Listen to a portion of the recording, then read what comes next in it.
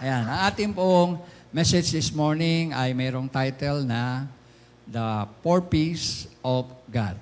Basahin nga po natin. The Four P's of God. Ayan. The Four P's of God. Kayo ba ay pamilyar sa Four P's? Sino po mga member ng Four P's dito? Meron ba tayong mga member ng Four P's? Ayun, merong isa. Isa lang. Para mahina yung ating church, dapat. Nagpa-member tayong lahat sa Four P's. Di ba? Lalo-lalo na sa panahon ngayon.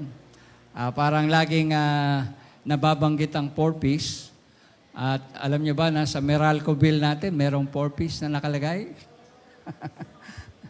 Ano pong nakalagay sa mga Four P's? Mga lifeline, ano?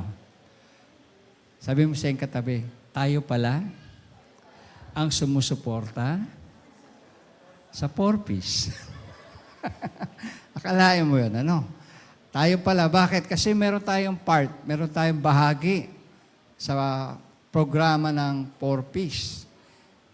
Kahit hindi natin gusto, hindi natin plinano, automatic yan pag nagbayad tayo ng Meralco bill, ay meron tayong portion na share para sa mga Four P's. Amen ba kayo ron?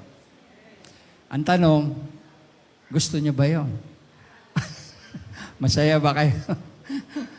Yung iba talagang ayaw, no? Lalo na pag sobrang taas ng bill. But anyway, sabi nila, ang Four P's daw ay, sabi, programa raw po yan ng gobyerno natin, no, para tumulong sa mga mahihirap. Ayan.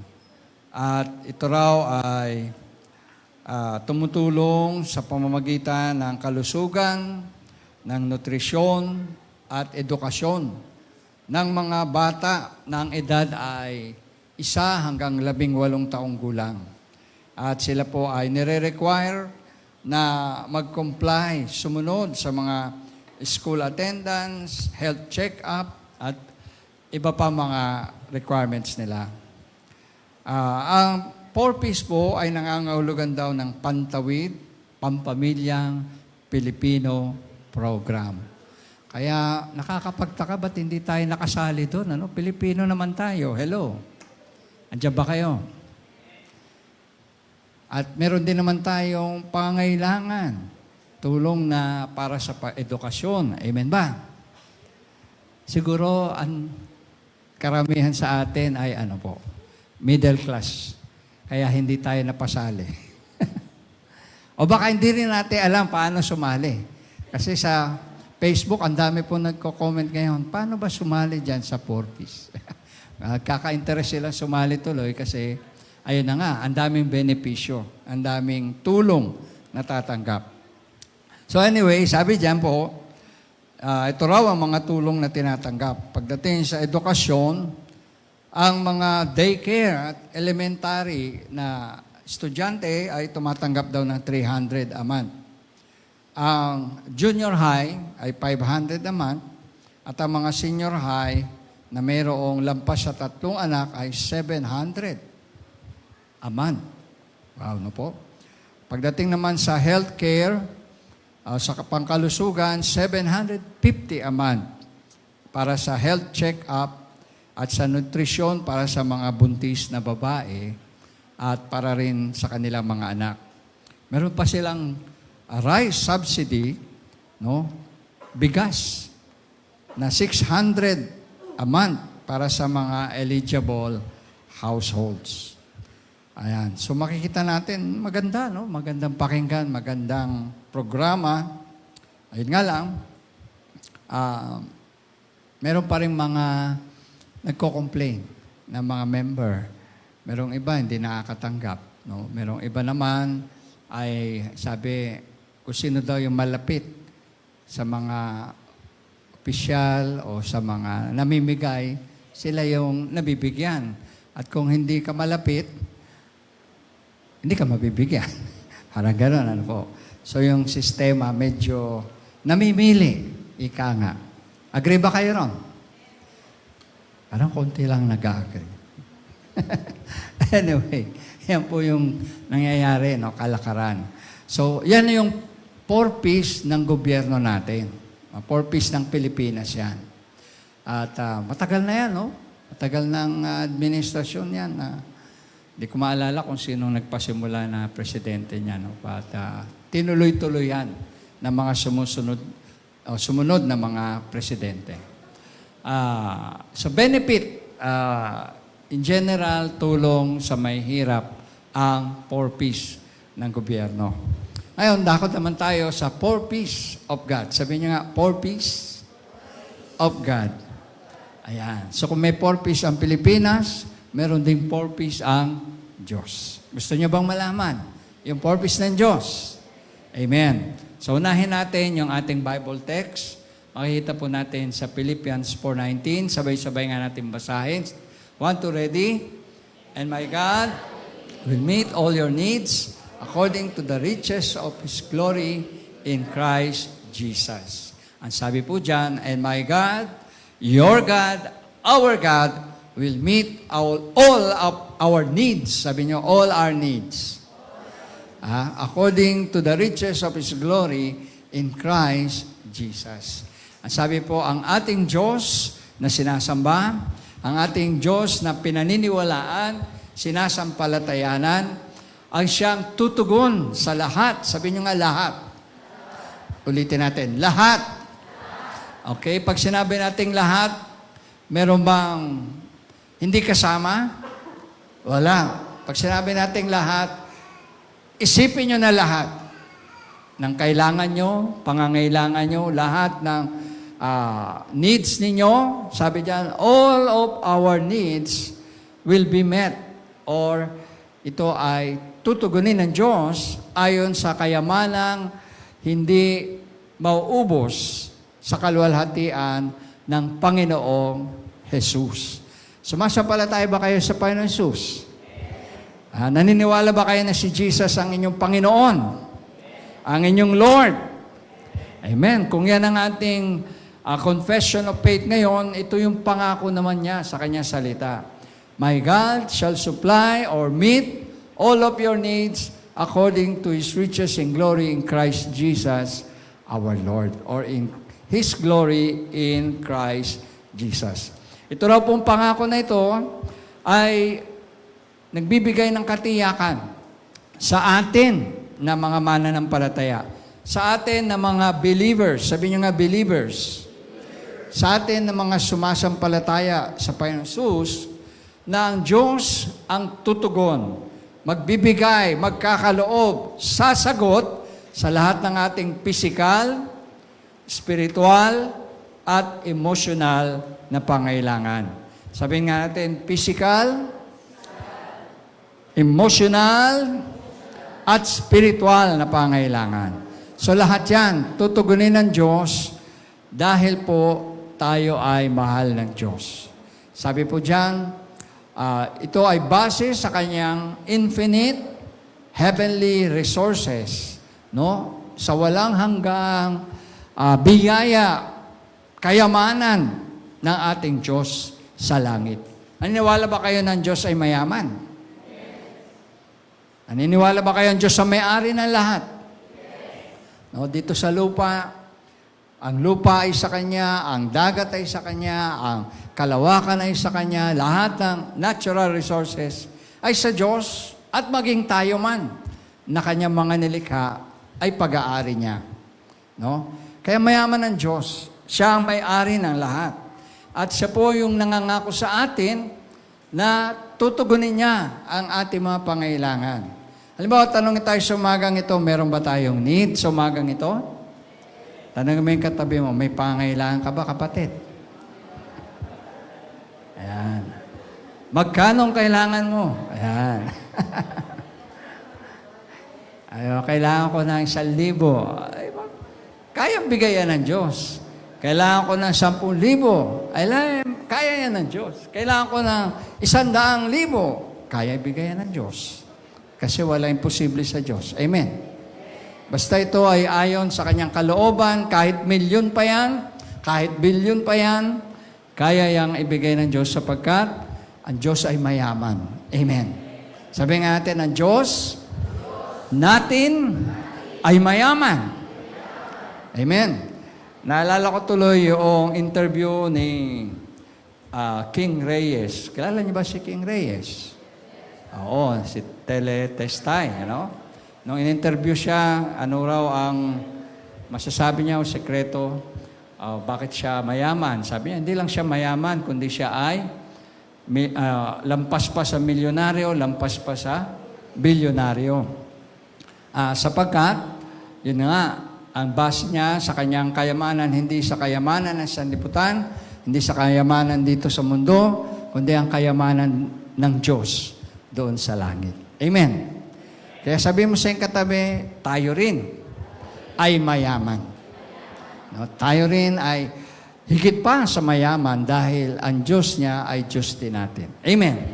Palakpakan natin ang Panginoon. Hallelujah. Our God is a rich God. Mayamang Diyos. Sabi po, ang kanyang kayamanan ay hindi limitado, hindi, tawag ito, walang limit. Ang kayamanan ng Diyos ay sobrang dami. At kaya niyang itugon o sagutin ang lahat nating pangailangan. Kaya yan yung promise niya sa atin. So, sino ba sumulat po ng Philippians? Alam niya ba kung sino? Si Paul o si Apostle Paul.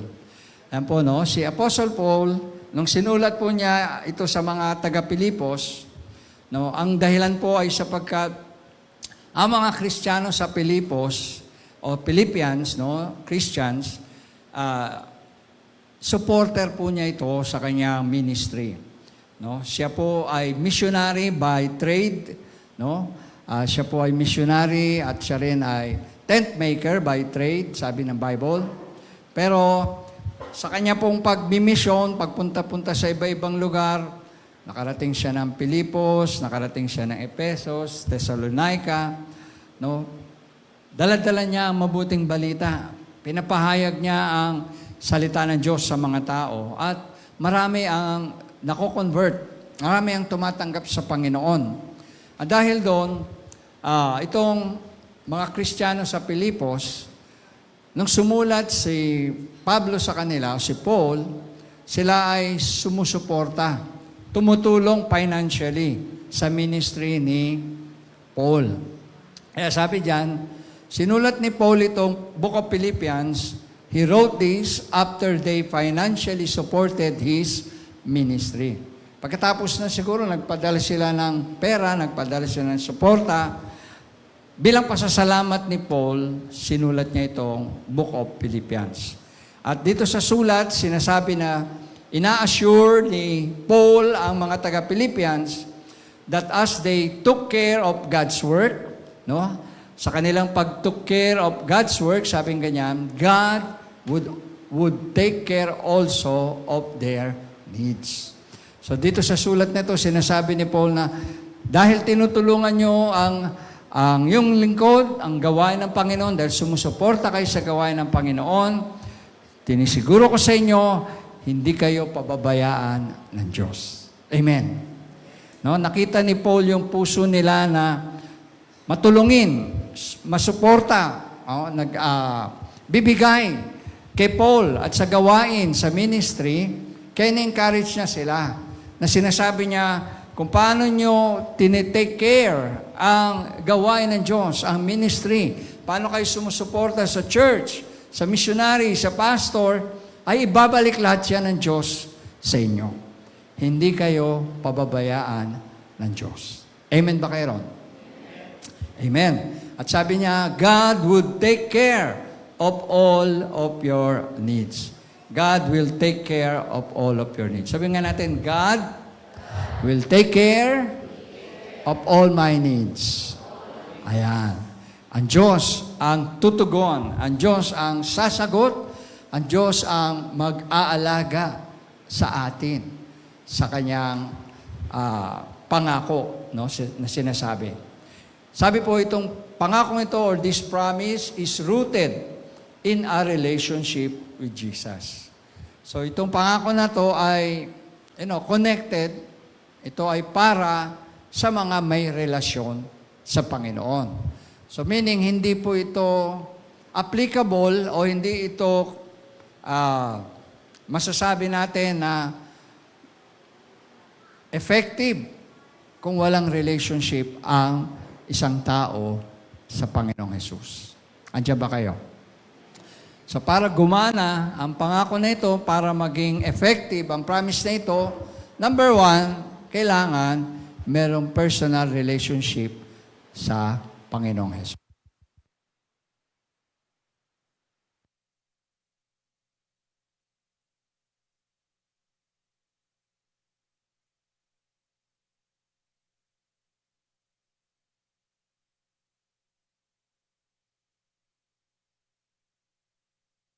Ayan. Praise, praise. Praise. Hallelujah, praise. Yan. Ulitin natin. Personal relationship with Jesus. Ayan. So, pinangako niya ito para sa mga mayroong relasyon sa Panginoon. Para sa mga tumanggap sa Panginoon. Para sa mga anak ng Diyos, sa madalit salita. No? So, this promise is rooted in a relationship with Jesus. Meaning po, blessings are administered through Him. Na ang biyaya, darating sa atin, ang kasagutan ng panalangin natin, ang pangailangan natin, darating sa atin sa pamamagitan ni Jesus. Amen.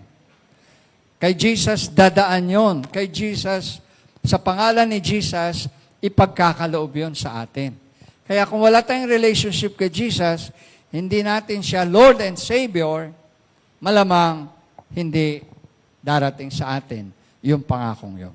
Andiyan ba kayo? Though, hindi naman tayo pababayaan ng Diyos kahit na hindi pa tayo born again, no? Ando pa rin yung pangangalaga ng Diyos, pero iba kapag ka mayroong relationship. Para ba yung sa isang anak, kung ikaw ay magulang, mas uunahin mo ang iyong mga anak. Tama po ba? Kapag ka mayroong pangangailangan yung anak mo tsaka yung anak ng kapitbahay mo, alangan namang mas unahin mo yung anak ng kapitbahay mo. Hindi normal yon, di ba? Mas unahin mo yung anak mo kasi anak mo yan, meron kang relasyon sa kanya. Meron siyang relasyon sa iyo. Ngayon, kung may sobra ka pa, meron ka pang excess, pwede mong i-share yung blessing. Sa Diyos, ganun din po. Inuuna niya ang kanyang mga anak kasi merong relasyon sa Kanya bilang Lord and Savior siya. Ayan. Kaya sino nga yung mga anak ng Diyos ngayon? Taas sa kamay. Amen? Pwede ba palakpakan natin ang Panginoon? God is good all the time. And all the time, God is good.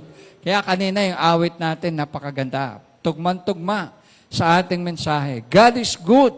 And then, yung sinabi ni Racy kanina, but my God shall supply all your needs according to your riches and glory. At dun din sa Book of Philippians, sinabi ni Paul yung rejoice in the Lord always. And again, I say, rejoice. Sa Philippians 4:4 po yan. So, merong dahilan para tayo magalak sa Panginoon, mag-rejoice. May dahilan para tayo maging masaya sa Panginoon dahil ang pangako niya ay hindi niya tayo pababayaan. Ang pangako niya ay tutugunin niya ang ating mga pangailangan. Sabi, it serves as a reminder to trust God's faithfulness. Sabi nga natin, trust God's faithfulness. No, magtiwala tayo sa katapatan ng Diyos. Magtiwala tayo sa kabutihan ng Diyos. Magtiwala tayo sa Kanyang kagandahang loob, sa Kanyang mga pangako na binitiwan sa Kanyang salita na ating mapanghahawakan. Amen. At kapag yan po ay ating talagang kinapitan, pinanghawakan, at ating isinapuso, mararamdaman nyo ang kasagutan. Mararanasan nyo ang kasagutan ng Panginoon. Kaya sabi dyan, if we trust in God's faithfulness, it will reduce our anxiety about future provisions. Mababawasan yung ating anxiety. Sinong gusto nyo na wala kayong anxiety? Amen? Yan po ang anxiety. Anong problema ngayon yan? Sakit, no? Anxiety. Ayan po yung sobrang pag-aalala, sobrang pamumroblema, sobrang pag-iisip, at minsan nga yung iba ay nagkakaroon ng depression, nagkakaroon ng stress, no? Kaya yan po ang pangako pala ng Diyos para mabawasan o maalis ang anxiety natin sa hinaharap. At then sabi po ganyan, ang buhay ni Apostol Pablo, hindi po bed of roses. Sabi niyo, bed of roses. Hindi po dahil siya yung apostol na tinawag ng Panginoon ay masasabi natin, ayahay na yung kanyang buhay. No, minsan kasi may iba na ang thinking kapag naging Christian ka ay dapat gaganda talaga yung buhay mo. Ayahay ng buhay mo, exempted ka na sa problema at wala ka ng kakaharaping problema. But in reality, kahit na po tayo ay Kristiyano na, hindi po tayo exempted sa mga problema. Amen. In reality, ang Christian life po ay hindi laging bed of roses. Meron pong tinatawag na preaching na doctrine when it comes sa grace o yung doktrina na kung saan tinuturo na kailangan pag Christian ka, kailangan pagandaan ang buhay mo, kailangan payaman ka lang ng payaman, hindi ka dapat naghihirap, hindi ka dapat nagkakasakit. Yan po yung mga doktrina na extreme kung tawagin. No, hindi po balancing turo yan. Hindi po yan balanse na aral ng salita ng Diyos. Kasi bakit?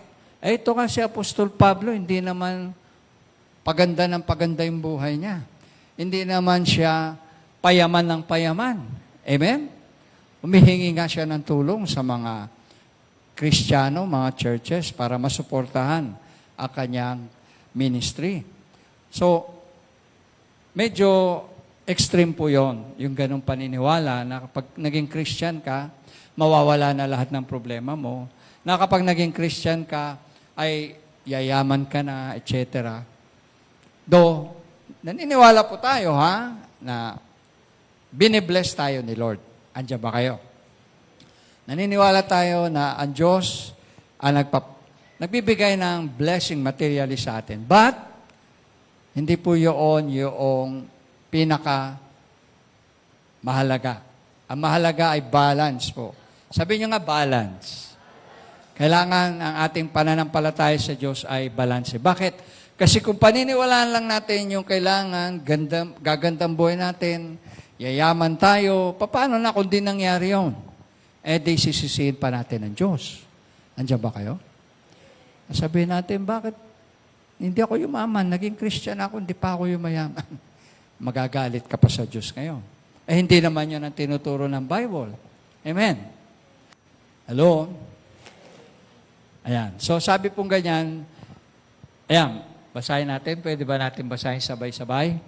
The Apostle Paul's life was marked by trials, suffering, even a thorn in the flesh. We too experience sorrow, heartache, and disappointment. No? Totoo ba yan? Si Paul nakaranas po niya ng mga pagsubok, trials, no, mga persecution, suffering. No, dahil sa pangalan ng Panginoon, siya po ay inusig, siya po ay kinulong, siya po ay, by the way, nung sinulat po niya itong Book of Philippians, nakakulong po siya nung time na yan. So, andiyan mo, nakakulong ka, pero ini-encourage mo yung mga nasa labas na magpatuloy sa Panginoon. Nakakulong siya, pero ini-encourage niya yung mga Kristiyano na magalak sa Panginoon.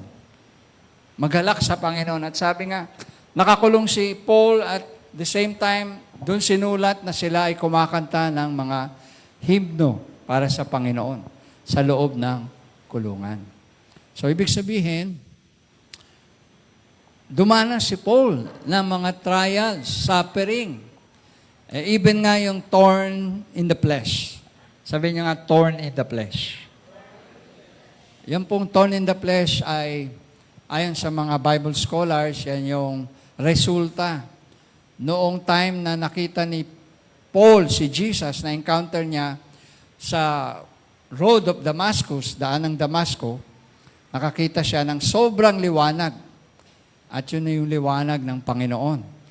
At yung sobrang liwanag na yun ay nagbulag sa kanyang mata. Nabulag siya at that time. And then, pinuntahan siya ni Ananias, isa po sa mga elder sa church nung araw, early church, at siya ay nilehans. At tsaka lang siya gumaling. Pero ang sabi ng mga Bible scholars, after nang bumalik yung kanyang mata, paningin sa mata, parang nagluluha na yung kanyang mata. Naranasan niyo ba yun? Yung nagluluha minsan yung mata niyo? Pag sobrang kayo sa liwanag o kaya sa computer, sa cellphone, pag nasobrahan kayo, yung mata nyo parang manginginig, tapos parang luluha yan. Sabihin, sobra na, magpahinga naman kayo. Ayan. Overuse na yung inyong mga mata. Kay Paul, ang nangyari, nagluluha yung kanyang mata at sabi parang merong kaliskis. Merong kaliskis yung mata niya. Masakit po yun na pakiramdam. Ang sabi ng Bible, nag-pray siya sa Lord na alisin ito. Nag-pray siya sa Lord na i-heal siya. No, kasi papagaling si Jesus, di po ba? Amen? Pinapagaling niya yung bulag, pinapagaling niya yung pilay, pinapagaling niya yung meketo. Bumubuhay ng patay si Jesus. So, akala ni Paul, pag nag-pray siya na, Lord, pagalingin mo po yung aking sakit sa mata. Na-expect niya, gagaling siya. Pero ang sabi po ng Panginoon sa kanya ay, hindi healing ang sinagot ng Panginoon. Ano po ang sagot ng Panginoon? My grace is sufficient for you. Sabi ng Panginoon, hindi kagalingan ang ibibigay ko sa iyo. Yung thorn of the flesh na yan ay paalala na ang biyaya ko ay sapat para sa iyong buhay. Kaya minsan po, sa ating buhay, pag nahirapan tayo, minsan yung gusto nating sagot, hindi binibigay ng Diyos. Iba yung sinasagot niya. Pero, doon sa sagot niya, mararanasan natin ang biyaya ng Diyos. The grace of God. Amen. At lalo tayong malalapit sa Panginoon. Ayan. So, diyan po, makikita natin, even the thorn in the flesh. At kung ihahambing yan sa ating buhay, sabi tayo po ay nakakaranas ng sorrow. Sabi nyo nga, sorrow. Kalungkutan. Tingnan nyo yung katabi nyo. Hulaan nyo kung siya ba'y may kalungkutan ngayon. Ayan. Na yung iba kasi magaling magtago ng pakiramdam. No? Pag nasa labas ng bahay, mahalata mo, masaya, nakangiti, tawa ng tawa. Pero yung pala, mayroong kalungkutan sa puso. Mayroong kalungkutan sa buhay na pinagdadaanan. Ayan, sorrow. We too experience sorrow. Meron akong kilala na tao na sobrang lungkot yung dinadaanan nila sa buhay ngayon. Isa silang pamilya at nawalan sila ng mahal sa buhay. Of course, pag ikaw ay nawalan ng mahal sa buhay, talagang malulungkot ka. And dito sa atin, meron. No? I'm sure the family are grieving, nagdadalamhati, nalulungkot, kasi iba yung pakiramdam pag nawalan ka ng mahal sa buhay. Ako, naranasan ko na yan sa aming family. At yung pamilyang binabanggit ko, yun po, grieving sila, nalulungkot sila. Gusto nilang paglabanan yung lungkot, gusto nilang ma-overcome agad, pero sabi ko sa kanya, hindi ganon kadali nawawala ang lungkot. Lalo na pag nawalan ka ng mahal sa buhay. Sabi ko sa kanya, kung ako nga, ilang taon na, 9 years na, si Sister Beck nawala. Pero pag tinamaan ako ng lungkot, ay talagang halos maiyak ako kapag nalulungkot po ako. Si mami, ilang taon na? 2, 3 taon nang wala. Pag naalala ko sila, umiiyak pa rin ako. Yun lang ang ano po natin. Kapag tayo ay nalulungkot, namimiss natin yung mga tao na wala na sa buhay natin, umiyak po tayo. Andiyan ba kayo? Kasi yun ang purpose ng pag-iyak. Ginawa ng Diyos yung luha natin para kapag malungkot tayo, ilabas natin yung lungkot natin sa pag-iyak. Amen. Wala pong masama sa pag-iyak. Andiyan ba kayo? In fact, kahit na sa Lord, pwede tayong umiyak. Pwede tayong mag-worship sa Lord, umiyak. Ilabas natin yung ating mga mabibigat na dala-dala. Iiyak natin sa Panginoon emotionally. Kaya sabi riyan, God will meet our needs even emotionally. Pag sobrang nabibigatan na tayo, sobrang hindi na natin kaya, lumapit tayo sa Panginoon at iiyak natin. Hello? Andiyan ba kayo? Huwag kayong mahiyang umiyak sa Panginoon. Huwag kayong mahiya na umiyak kasi alam ng Diyos yan. Hindi natin kaya.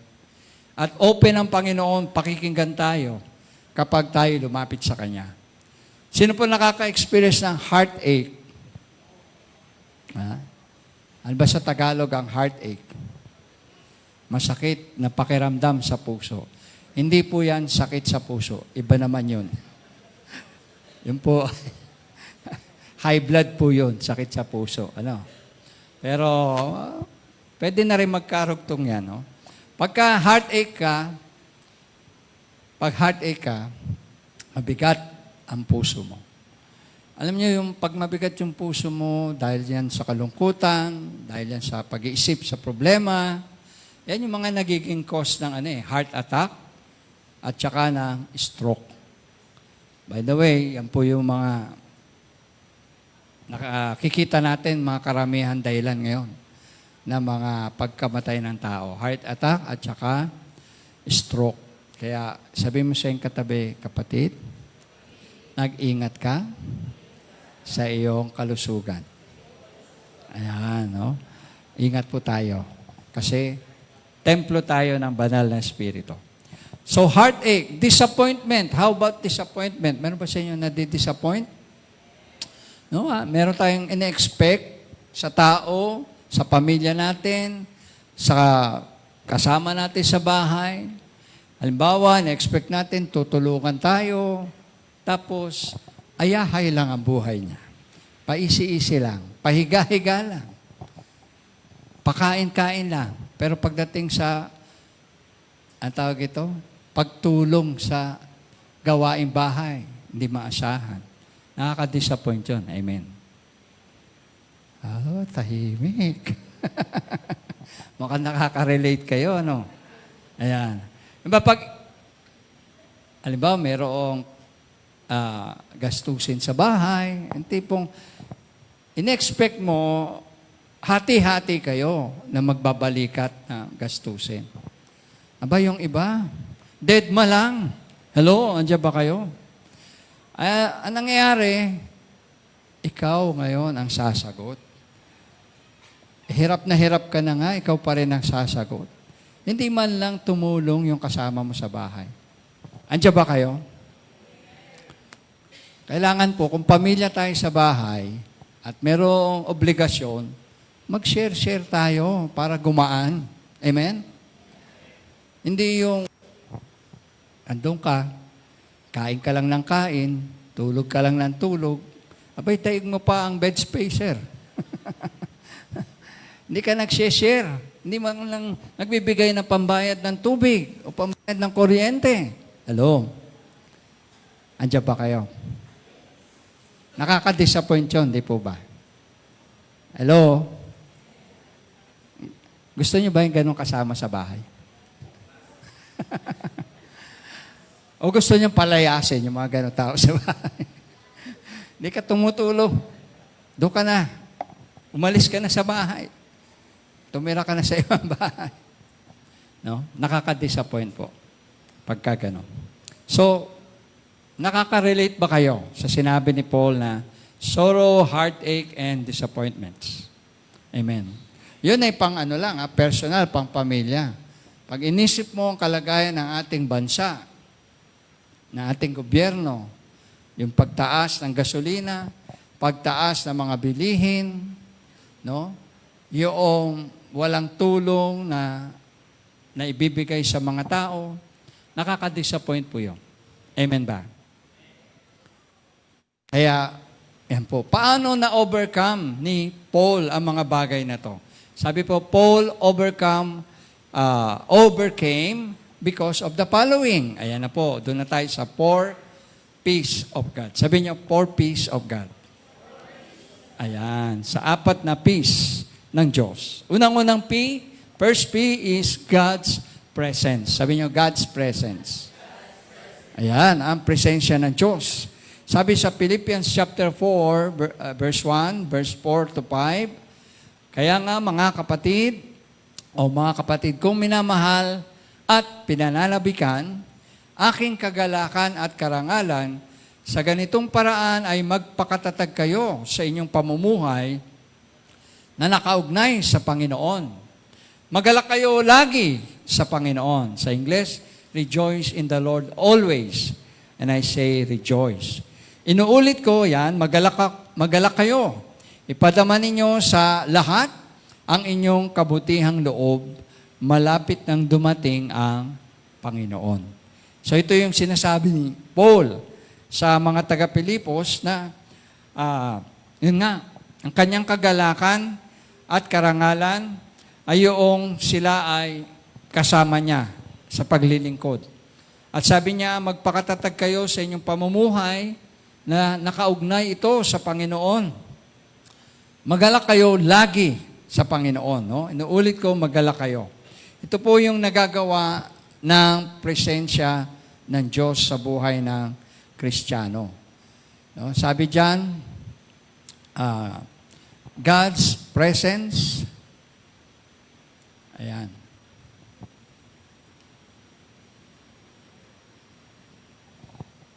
Next slide, sabi diyan, God's presence is near us now. Para tulungan tayo at para palakasin po tayo. It's near us now to help and to strengthen us. Sabi niyo, to help and to strengthen. Alam niyo, pag ang buhay natin ay merong presensya ng Diyos.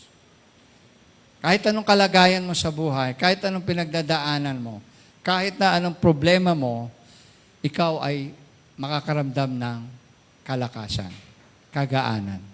Dahil ang presensya ng Diyos ay nagpapalakas, no? Nag-e-encourage. Ang presensya ng Diyos ay nag-a-uplift sa ating buhay. Amen ba? Magagawa natin po yung presensya ng Diyos sa ating buhay if we focus upon God. Next slide. Sabi, focus upon God, not upon our troubles. Yan. Pagka nasa presensya tayo ng Diyos, yung focus po natin, malilipat mula sa problema, mula sa trouble, mula sa kabigatan, kahirapan, mula sa mga pagsubok o mga kaaway, mapopokus po yan sa Panginoon. Sabi niyo, focus on God. Yan, yung presensya ng Diyos ang tutulong sa atin para makapokus tayo sa Panginoon. No? Ano ba yung presence ng Panginoon? Yan po yung Holy Spirit. Sabi niya, Holy Spirit. Di ba may awit tayo, come, Holy Spirit, fill me, no? Encourage me, uplift me, fill me to overflowing. Yan po ang presence ng Panginoon. At ang kasunod po ng presence ng Panginoon, we will experience, sabi po, peace and joy will follow. Sabi niyo nga, peace and joy will follow. So magkakaroon tayo ng kapayapaan, ng kagalakan, at alam niyo, mawawala yung isip at focus natin sa problema dahil ang presensya ng Diyos ay kasama natin. Kasama natin ang Diyos at dahil kasama natin siya, hindi niya tayo iiwanan at di rin niya tayo pababayaan. Pagising pa lang sa umaga, Pray agad tayo sa Lord. Pagising pa lang sa umaga, makipag-fellowship agad tayo sa Panginoon. Mag-pray agad tayo sa Panginoon at mararamdaman natin ang kanyang presensya. Ang kanyang presensya ay tumutulong para tayo ay palakasin, para mawala yung ating focus sa problema, sa kabigatan, at para bigyan tayo ng peace and joy that will follow. Pangalawa na P na nagmumula sa Diyos ay yung God's peace. Sabi niyo, God's peace. Kapayapaan ng Panginoon. Basahin po natin sabay-sabay ang Philippians 4, 6-7. 1, 2, ready? Huwag kayong mabalisa tungkol sa anumang bagay. Sa halip, hingin ninyo sa Diyos ang lahat ng inyong kailangan sa pamamagitan ng panalangin may pasasalamat.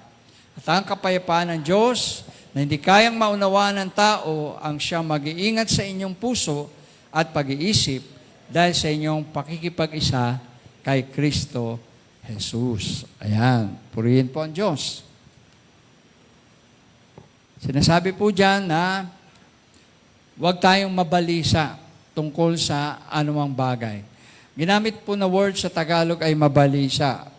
Pag sinabi mabalisa, mas matindi po yan doon sa huwag mabahala o huwag mag-alala. No? Pagka nababalisa ka, ang isang tao, ano po yan? Yung anxiety na yan. No? Yun, hindi na mapakali, hindi na makakain, hindi na makatulog, hindi na makakilos ng normal. Pagkabalisa po yan. Kaya ang pangako ni Paul sa kanyang sulat sa Philippians, huwag kayong mabalisa tungkol sa anumang bagay. Sa halip, no, instead na mabalisa, mag-alala, mamroblema, imbis na, alam mo yun, ma-discourage ka, sa halip, sabi, hingin ninyo sa Diyos ang lahat ng inyong kailangan sa pamamagitan ng panalangin may pasasalamat. No, prayer with thanksgiving. Panalangin may pasasalamat. Paano ka magpapasalamat kung wala pa sa'yo yung hinihingi mo? Yan po yung faith. Diyan natin papraktisin yung faith natin. Pananampalataya natin. Kasi ang definition ng faith, sabi sa Hebrews 11, ay ang katiyakan ng mga bagay na hindi pa natin nakikita. So kapag ka nag-pray ka at nagpasalamat ka, ibig sabihin, inaasahan mo darating na. Tinatanggap mong dumating na yung hinihingi mo sa Panginoon. At yun po yung sinasabi na childlike faith o katulad ng pananampalataya ng bata na talagang genuine, totoo. No? Kasi walang alinlangan, walang halong doubt yan.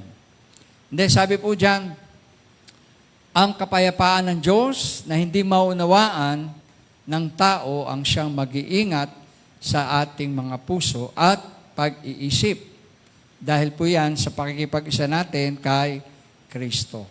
So, ang kapayapaan po, next slide sabi, dumarating sa atin, peace with God through faith in Christ.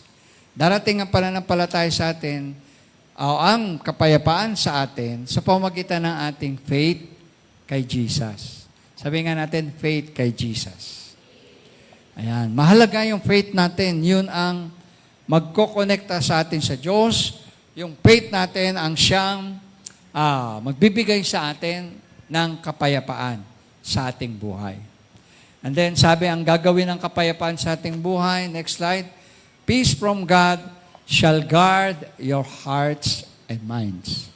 Tandaan po natin, puso at isip ang babantayan ng Diyos sa atin. Bibigyan niya tayo ng peace, kapayapaan. Alam niyo ba na ang puso, pag sobrang pag-aalala, sobrang anxiety, depression, problema, nauuwian sa heart attack. Tama? Atake sa puso, heart attack. Ang isip, anong nagiging sakit sa isip? Pag sobrang pag-iisip, yung pong tinatawag natin, stroke. Ang stroke ay sa utak. Ang atake sa puso ay sa heart. Napakaganda po na pangako pala ng Diyos yan.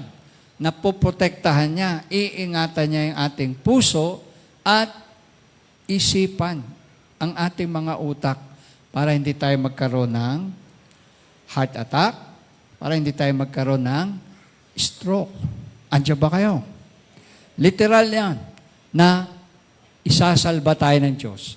Ilalayo tayo ng Diyos sa mga sakit na ito kung ang kapayapaan niya ang maghahari sa ating mga puso.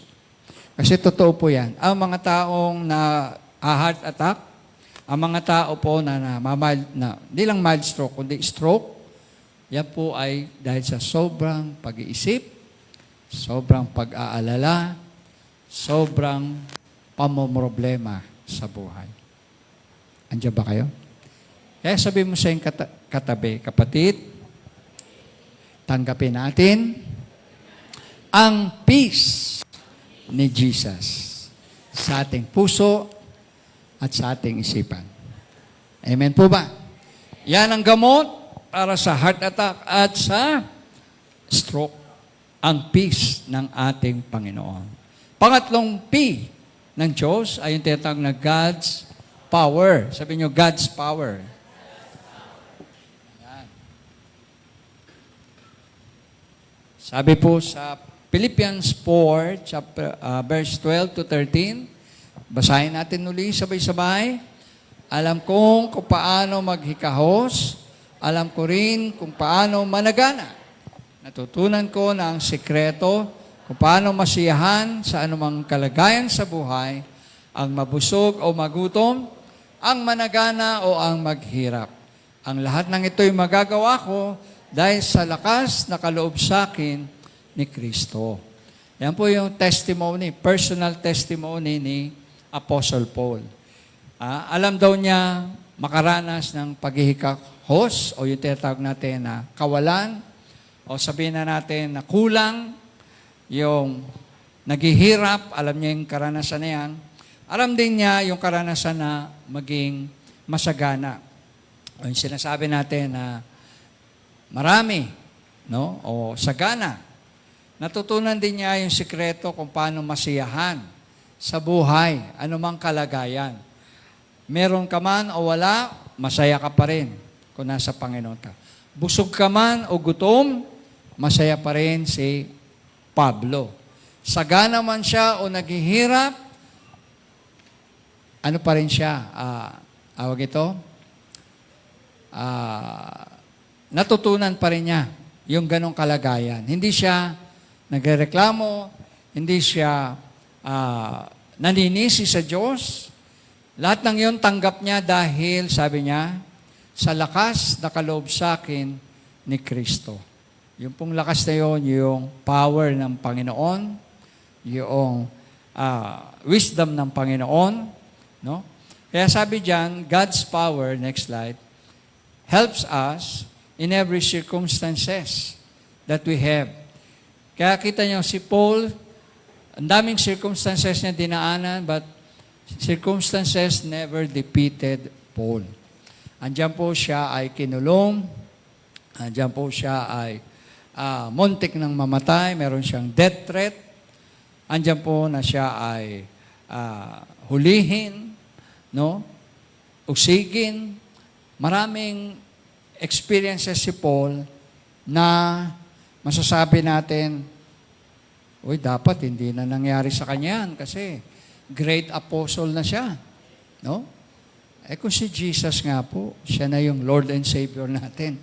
Katakot-takot na hirap ang dinanas niya dito sa lupa. Bakit naman tayo ay ma-exempted sa mga pagsubok sa buhay? Kung ang ating Diyos mismo, dinaanan niya yon. Amen ba? Kaya ang promise lang ng Diyos sa atin, daanan natin yan, pero hindi tayo nag-iisa. Kasama natin ang Diyos. Amen? Tutulungan tayo ng Diyos. Palalakasin tayo ng Diyos. Iingatan tayo ng Diyos. Ilalayo tayo ng Diyos sa kapahamakan. Dahil kasama natin ang Diyos. Kaya sabi po diyan, Paul rejoiced even in prison. Kaya nung siya ay nakakulong sa Acts chapter 16, kahit na nakakulong siya, kumakanta pa rin siya ng praise and worship. Kahit nakakulong siya, sumusulat pa rin siya ng gospel o ng mga letter sa Ephesians, sa Corinthians, sa Thessalonians, sa Galatians. Bakit? Kasi nasa puso niya ang Panginoon. Ang Panginoon nagpapalakas sa kanya. Ang Panginoon nagpapayapa sa kanya.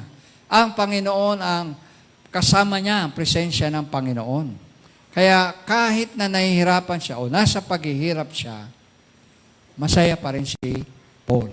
Kaya sabi niya, rejoice in the Lord always. And again, I say, rejoice. Kaya ba nating mag-rejoice sa Panginoon kung marami tayong bayarin? Kaya pa ba natin mag-rejoice sa Panginoon kung may sakit tayo o may mga sakit, yung anak natin o yung asawa natin? Kaya ba? Tinatanong ko po kayo. Sumagot po kayo. Ang payo ni Paul, gawin natin. Magalak pa rin tayo sa Panginoon. Amen. In all circumstances, sa lahat ng panahon, sa lahat ng kalagayan natin sa buhay, mahirap man, magalak pa rin tayo sa Panginoon. Kasi kasama natin ang Diyos sa buhay na ito. Siya yung nangako po sa atin, tandaan niyo sa Matthew 28, sabi niya, I will be with you up to the end of the age.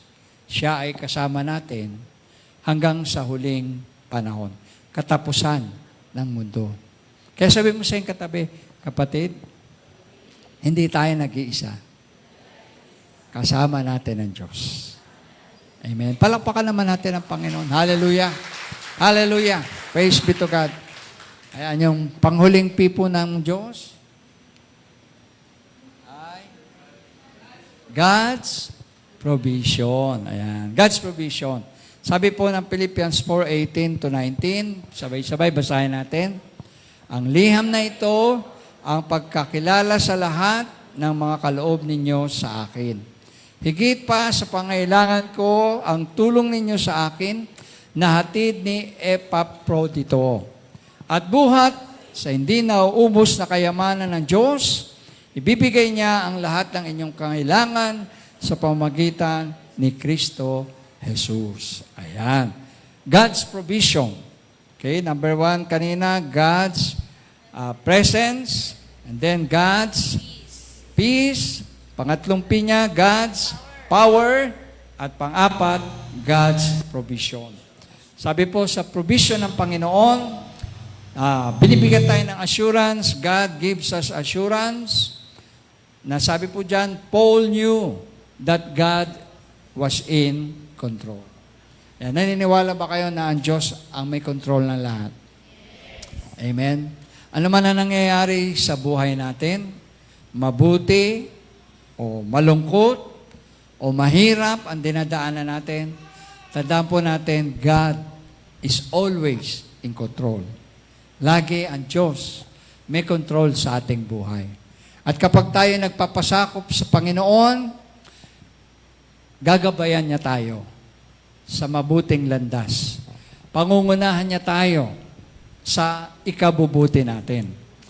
Alam ni Paul yan na kahit siya nahirapan, kahit siya nakulong, kahit siya ay inuusig, alam niya na ang Diyos pa rin ang may hawak ng lahat. Ang Diyos pa rin ang may kapangyarihan sa lahat.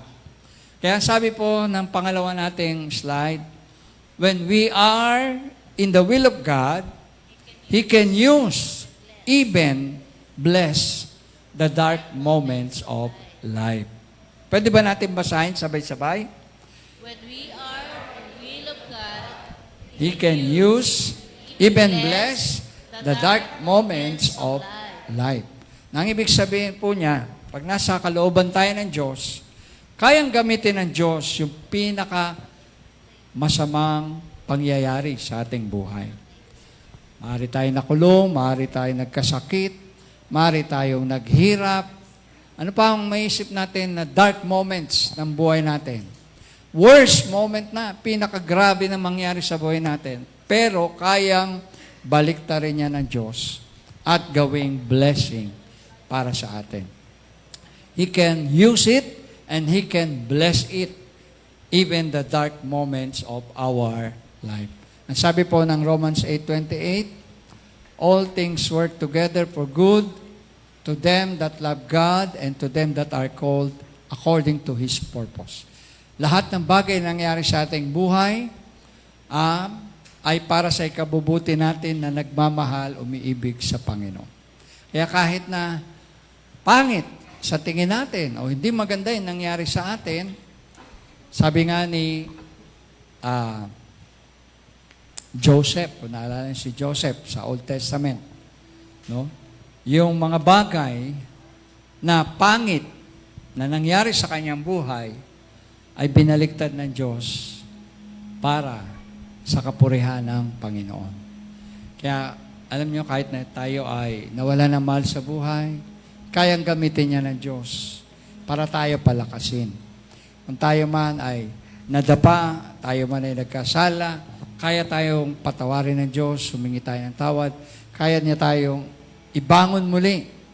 Kaya niya tayong muling tulungan, magpatuloy sa pananampalataya. Ang sabi po, ang purpose ng Diyos, ang siyang tunay na makakatulong sa ating buhay. Ito ay nagbibigay sa atin ng tunay na kapayapaan sa gitna ng mga lalahanin po sa ating buhay.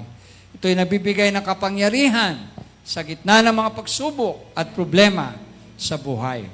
At higit sa lahat, katugunan po sa lahat ng ating pangailangan sa mundong ito na ating ginagalawan.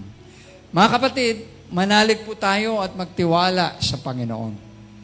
Si Jesus ang sagot sa lahat ng ating pangailangan at siya din ang ating Diyos at Hari ng buong sanlibutan. Tanggapin natin siya kung hindi pa natin siya natanggap sa buhay. Tanggapin natin siya sa umagang ito at suko natin ating buhay sa Kanya sapagkat siya ang sagot sa ating lahat. Amen? Jesus is the answer.